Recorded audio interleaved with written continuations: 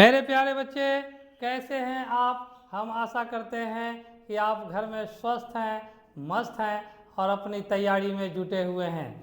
तो मैं आपको आज पढ़ाने वाला हूँ दो चर वाले रैखिक समीकरण युग्म का कुछ MCQs जो आपके बिहार बोर्ड 2027 में सीधा सीधा जाके लड़ेगा।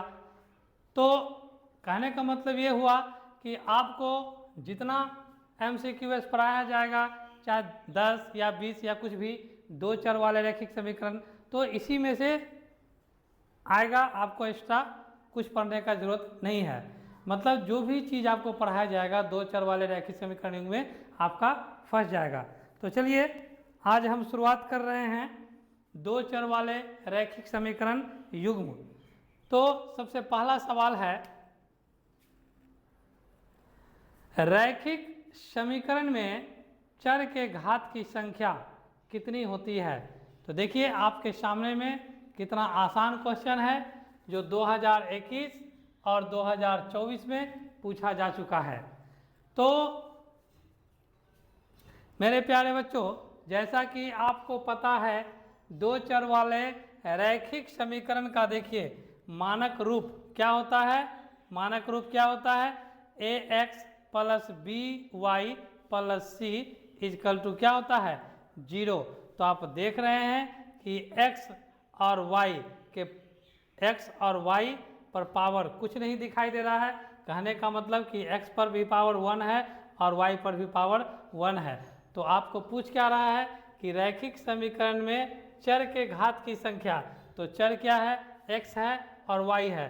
x का भी घात 1 है और y का भी घात 1 है। तो रैखिक समीकरण में चर के घात की संख्या कितनी होती है? तो आपको याद रखना है 1। तो इसीलिए जो है ऑप्शन नंबर ए जो है वो सही जवाब होगा आपका। ऑप्शन नंबर ए सही जवाब होगा। ठीक है, तो चलिए अब हम बढ़ते हैं क्वेश्चन नंबर 2 पर। अब आपको समझना है क्वेश्चन नंबर 2, बहुत ध्यान से आपको समझना है कि देखिए क्या कह रहा है क्वेश्चन 2।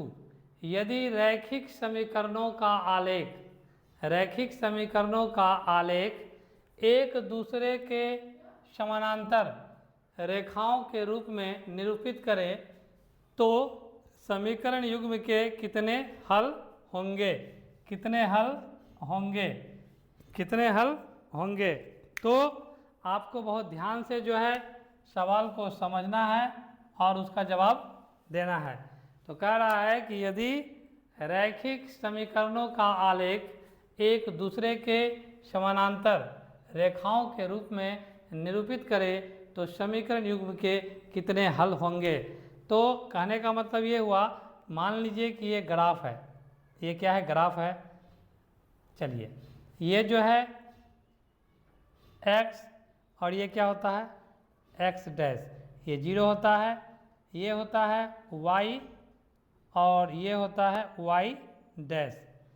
तो यहाँ मान लीजिए पॉजिटिव होता है 1 2 3 4, यहाँ निगेटिव होता है -1 -2। इसी तरीक़ा से यहाँ भी पॉजिटिव है ना, 1 2, यहाँ निगेटिव -1 -2 है ना, -1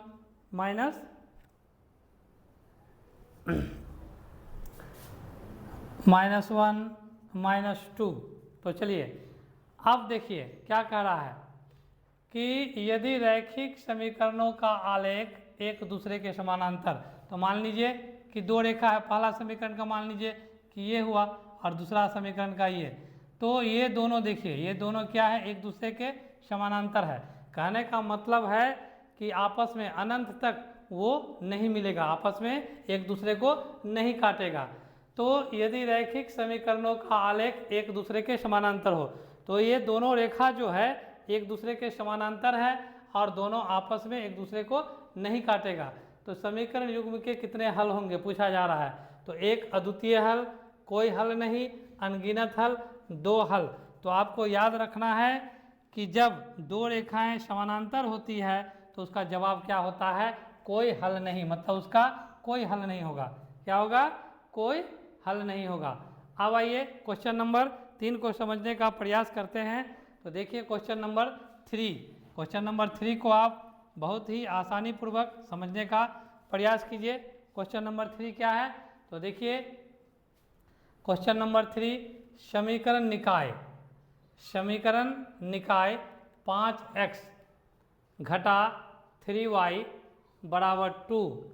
तो पहले समीकरण को हम उतारते हैं। क्वेश्चन नंबर 3, क्वेश्चन नंबर 3 क्या है?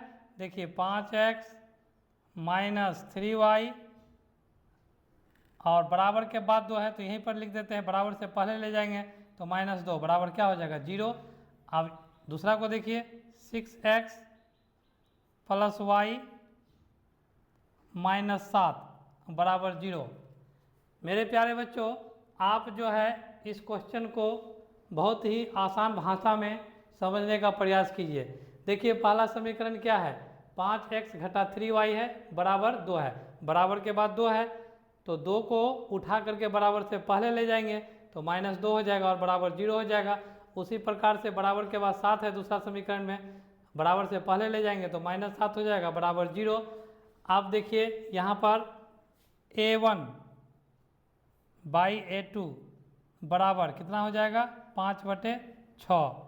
b1 बाई b2 बराबर कितना हो जाएगा? -3/1। c1/c2 बराबर हो जाएगा -2/-7। अब देखिए आप ध्यान से देखिए a1 बाई a2 का मान है 5/6 और b1 बाई b2 का मान है -3/1। तो कहने का मतलब ये हुआ कि a1 बाई a2 का मान जो है वो बराबर नहीं है b1 बाई b2 के मान के। तो a1 बाई a2 का मान 5/6, b1 बाई b2 का मान -3/1। तो 5/6 जो है 5/6 है वो बराबर नहीं है -3/1 के। तो a1 बाई a2 बराबर नहीं होगा b1 बाई b2।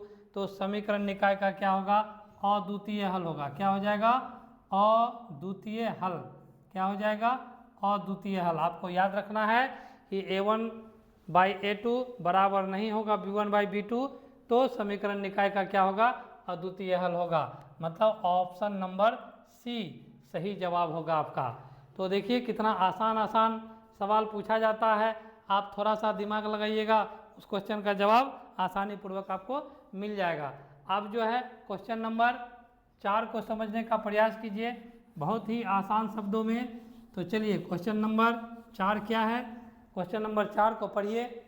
समीकरण युग्म, समीकरण क्या कह रहा है कि समीकरण युग्म है ना x प्लस 2y माइनस 5 बराबर 0।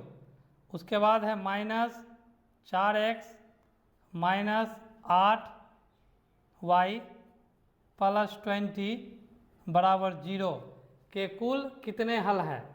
तो ऑप्शन दिया हुआ है एक अद्वितीय हल, कोई हल नहीं, 2 हल, अपरिमित रूप से अनेक हल।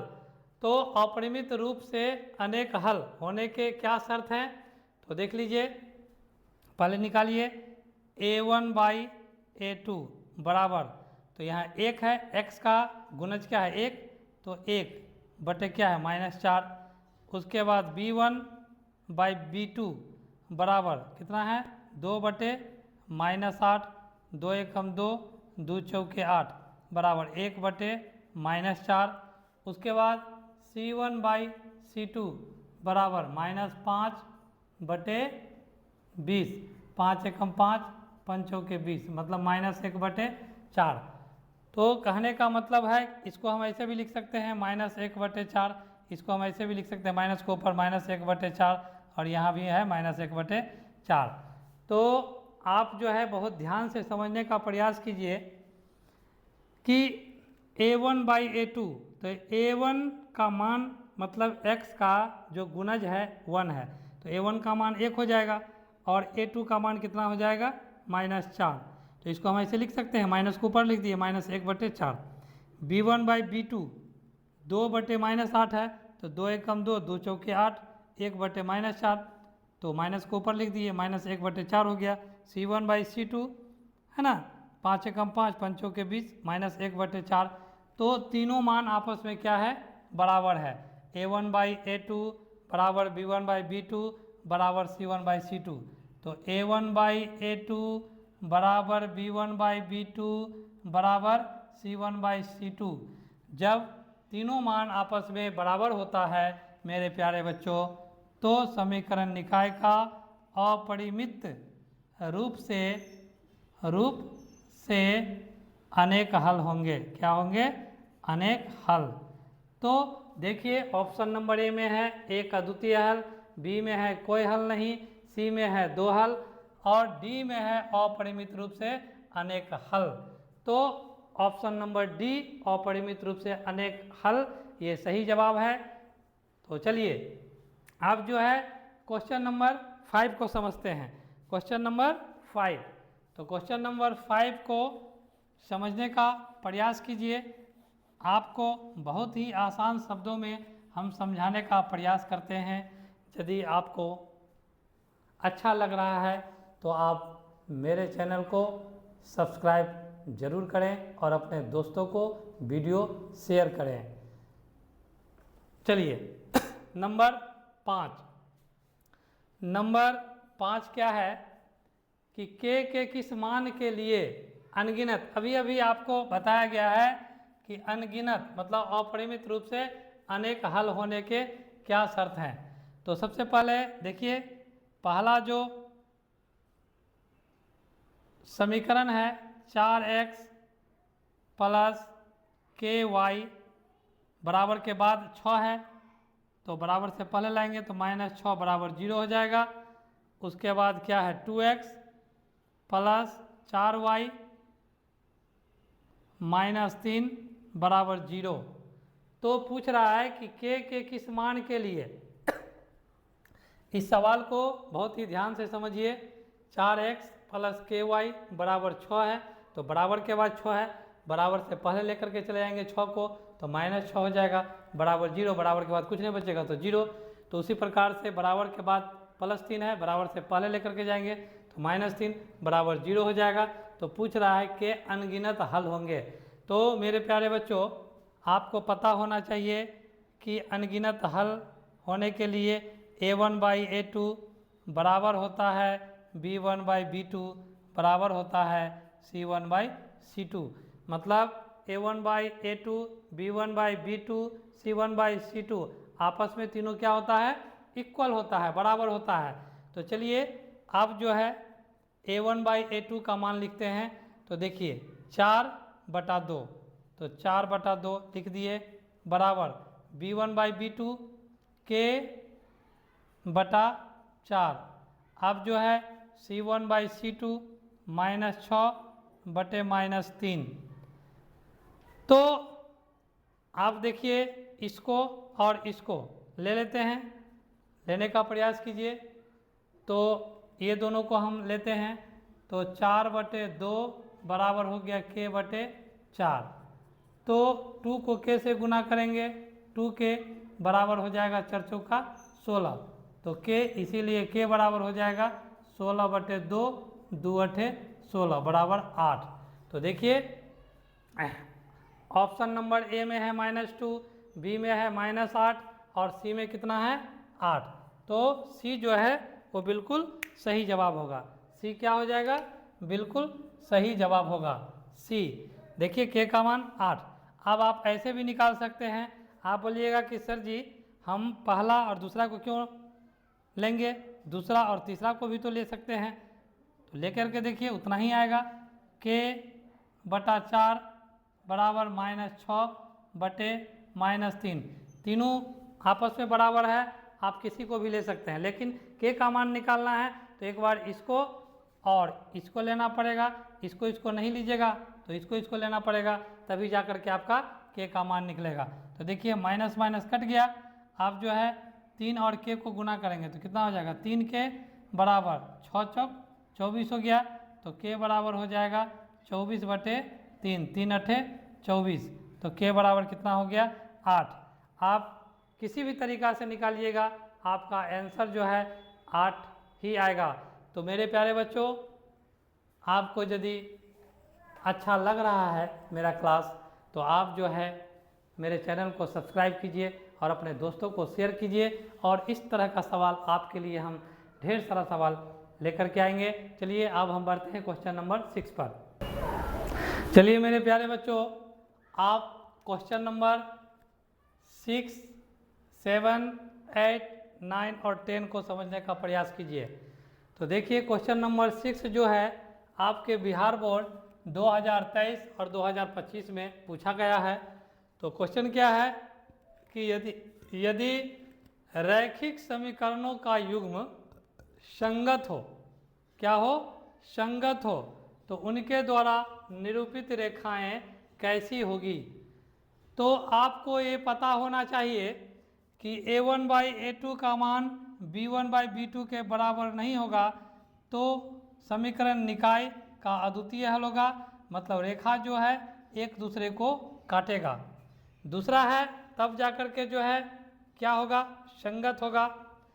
a1/a2 बराबर b1/b2 बराबर c1/c2 क्या होगा, संपाती होगा, और समीकरण निकाय के अनगिनत हल होंगे, ये भी संगत होगा। लेकिन a1/a2 का मान b1/b2 के बराबर होगा और c1/c2 के बराबर नहीं होगा। कहने का मतलब कि a1/a2 और b1/b2 दोनों आपस में बराबर होगा, और c1/c2 मतलब c1/c2 वो जो है बराबर नहीं होगा। तो रेखा कैसा होगा, समांतर होगा, और उसका कोई हल नहीं होगा। तो आपसे पूछ क्या रहा है कि यदि रैखिक समीकरणों का युग्म संगत हो तो उनके द्वारा निरूपित रेखाएं कैसी होगी, प्रतिच्छेदी। संगत हो तो प्रतिच्छेदी या संपाती। देखिए a1/a2 बराबर b1/b2 प्रतिच्छेदी होगी और अद्वितीय हल, तो ये संगत भी होगा। a1/a2 बराबर b1/b2 बराबर c1/c2, जब तीनों आपस में जब बराबर हो जाएगा तो संपाती होगा और समीकरण निकाय के अनेक हल होंगे। तो पूछ रहा है यदि रैखिक समीकरणों का युग्म संगत हो तो उनके द्वारा निरूपित रेखाएं कैसी होगी, तो प्रतिच्छेदी या संपाती होगी। तो उस हिसाब से जो है ऑप्शन नंबर डी बिल्कुल सही जवाब है। चलिए अब क्वेश्चन नंबर 7 को समझने का प्रयास करते हैं, ठीक है। तो क्वेश्चन नंबर 7 जो है 2014 और 2022 में पूछा गया है। तो क्या कह रहा है कि समीकरण युग्म 5x + 2y बराबर 16 तथा 7x - 4y बराबर 2 का हल निम्नलिखित में से कौन है। तो कहने का मतलब है कि ये दोनों समीकरण को अगर हम सॉल्व करेंगे तो बहुत ज़्यादा समय लग जाएगा। तो आपको प्रयोग करना है हीट एंड ट्रायल मेथड। तो हीट और ट्रायल मेथड क्या होता है, जैसे आपको मान बैठाना है x और y का, ठीक है, दोनों तरफ जो है इक्वल हो जाना चाहिए। तो देखिए 5x + 2y, 7 नंबर क्वेश्चन को बता रहे हैं। 5x + 2y बराबर कितना है, 16। तो नियम का नाम क्या है, हीट एंड ट्रायल मेथड। तो 5 पहला ऑप्शन में देखिए x का मान 2 है तो गुना 2 हो जाएगा, प्लस 2 y का मान 3 है तो गुना 3 बराबर 16। तो 5 दूना 10 और 3 दूना 6 बराबर 16। तो 10 और 6 16 बराबर 16। तो कहने का मतलब ये हुआ कि x और y का मान, x का मान हम 2 लिए और y का मान 3 लिए, तो दोनों तरफ क्या हो जाता है, इक्वल होता है। तो कहने का मतलब आंसर वही होगा। अब जो है दूसरा समीकरण में ही बैठा करके देखते हैं। 7x - 4y बराबर 2, तो 7 गुना x का मान कितना लेना है, 2। देखिए पहला ऑप्शन घटा 4, y का मान कितना है 3 बराबर 2, तो क्या हो जाएगा 7 दूना 14 घटा 4 तिया 12 बराबर 2। तो 14 में से 12 घट जाएगा 2 बराबर 2। तो कहने का मतलब ये हुआ कि x बराबर 2 और y बराबर 3 हम लिए। तो दोनों समीकरण क्या हुआ, दोनों समीकरण में हम x और y के जगह पर, x के जगह पर 2 बैठाएं और y के जगह पर 3 बैठाएं तो दोनों तरफ क्या हो गया, इक्वल हो गया, पहला समीकरण में भी और दूसरा समीकरण में भी। तो ऑप्शन नंबर ए बिल्कुल सही जवाब है। आप उसी प्रकार से B number, C number, D number आप ट्राई कर सकते हैं, किसी में आपको बराबर नहीं निकलेगा। तो बी सी डी ट्राई करने का कोई मतलब ही नहीं है। अब आइए क्वेश्चन नंबर 8 को समझने का प्रयास कीजिए। क्वेश्चन नंबर 8, तो आपसे हम एक बात कहना चाहते हैं कि देखिए कितना आसान सवाल मैट्रिक एग्जाम में आता है और आप लोग छोड़ करके चले आते हैं, नहीं बनाते हैं, दिमाग नहीं खटाते हैं। थोड़ा सा दिमाग तो लगाना पड़ेगा, तभी आपका 100% नंबर आएगा। तो यदि आप मैथ में 95 प्लस टारगेट रखते हैं तो आप मेरे चैनल से जुड़ना न भूलें और मेरे चैनल को आप सब्सक्राइब करें और अपने दोस्तों को भी बोलें। तो चलिए अब जो है क्वेश्चन नंबर 8 को समझने का प्रयास करते हैं। के किस मान के लिए समीकरण है, क्वेश्चन नंबर 8 को समझने का प्रयास कीजिए। पहला समीकरण है x प्लस 2y, बराबर के बाद 3 है तो बराबर से पहले हम लाएंगे तो -3 हो जाएगा बराबर 0। दूसरा समीकरण है 5x प्लस ky बराबर 15 है, बराबर के बाद है 15 तो बराबर से पहले लाएंगे तो -15 बराबर 0। यहाँ पर ध्यान से आप देखिए, पहला जो समीकरण है x प्लस 2y बराबर 3 है तो बराबर के बाद 3 है, प्लस है, बराबर से पहले ले जाएंगे तो -3 हो जाएगा बराबर 0। उसी प्रकार से दूसरा समीकरण को देखिए, बराबर के बाद है 15, बराबर से पहले लेकर के जाएंगे तो -15 बराबर 0 हो जाएगा। अब बोलता है अनंत, है ना, हल होंगे। तो अनंत हल कब होता है, जब a1 बाई a2 का मान b1 बाई b2 के बराबर, फिर बराबर c1 बाई c2। तो मेरे प्यारे बच्चों a1 बाई a2 बराबर b1 बाई b2 बराबर c1 बाई c2, आपस में जब तीनों बराबर हो जाता है तब समीकरण निकाय का, है ना, अनंत हल होता है। क्या होता है, अनंत हल होता है। ये आपको question 2017 Bihar board matric examination और 2024 में पूछा गया है। इसी तरह का क्वेश्चन पूछता है, आप इसको समझिए।